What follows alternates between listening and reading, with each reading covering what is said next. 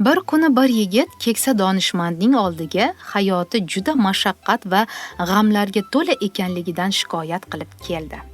Keksa donishmand esa unga bir hovuch tuz va bir stakan suv olib kelishini tayinladi.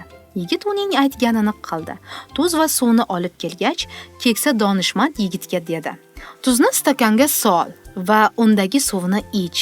Yigit suvni ko'p icha olmadi.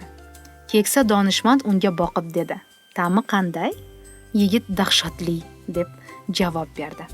Bu safar donishmand yigitga bir hovuch tuz va bo'sh stakan olib kelishini buyurdi. Yigit keksa donishmandning yana aytganini qildi.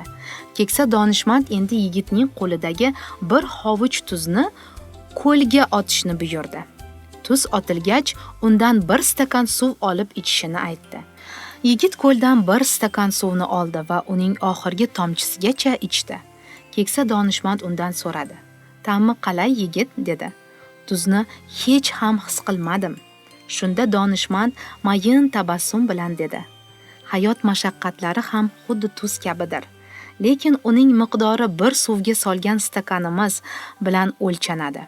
Ya'ni, agar sen hayoting davomida mashaqqatlar va g'amlar ichida bo'lsang, qilishing kerak bo'lgan yagona ish bu dunyoqarashingni kengaytirishdir."